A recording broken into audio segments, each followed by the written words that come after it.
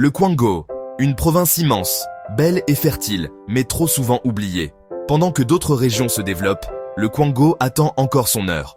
Pourtant, cette province possède tout pour nourrir, éduquer et enrichir non seulement sa population, mais toute la République démocratique du Congo.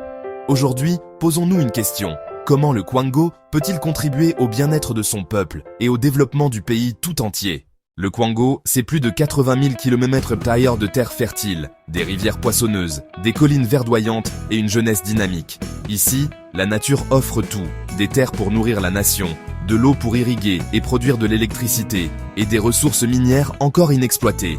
Mais ces richesses dorment, faute d'infrastructures, de vision politique et d'investissement local. Le Kwango ne demande pas la charité.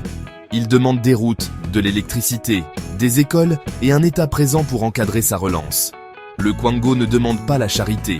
Il demande des routes, de l'électricité, des écoles et un État présent pour encadrer sa relance. Le Kwango peut redevenir le grenier de la capitale Kinshasa.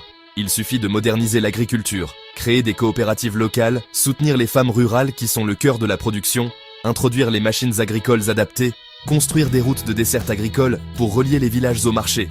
Imaginez un Kwango où chaque territoire a son centre de transformation. Manioc en farine, maïs en semoule, fruits en jus et miel en or liquide. Voilà le vrai développement, celui qui crée des emplois et garantit le bien-être. Le développement commence dans la tête, pas seulement dans les champs. C'est pourquoi le Kwango doit investir dans l'éducation technique et professionnelle, des écoles agricoles modernes, l'accès à Internet éducatif dans les zones rurales, la formation des jeunes aux métiers de demain, énergie, bâtiments, numérique. En matière de santé, il est temps de reconstruire les centres de santé communautaires, de former les agents sanitaires locaux et d'intégrer la médecine traditionnelle dans les soins de base. Parce qu'un peuple malade ne peut pas produire. Sans route, pas de commerce. Sans énergie, pas d'industrie. Le Kwango a besoin d'un plan d'infrastructure de base.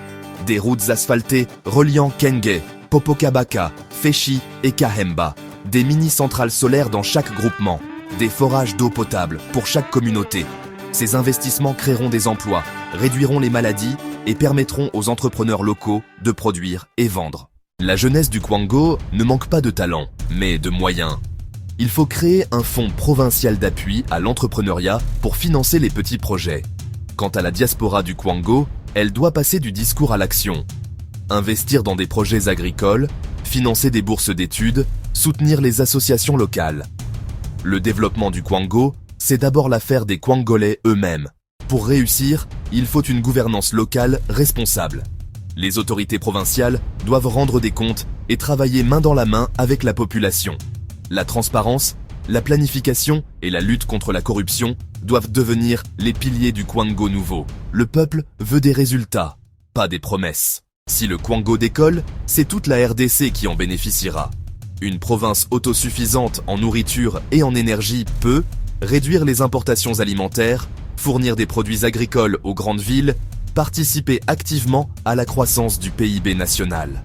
Le Kwango peut devenir un modèle provincial de développement intégré. Produire, transformer et distribuer localement. Le Kwango ne doit plus être une province oubliée. C'est une terre d'avenir, une promesse pour le Congo. Ensemble, réveillons ce géant endormi et bâtissons une province qui inspire tout un pays. Le Kwango n'attend plus.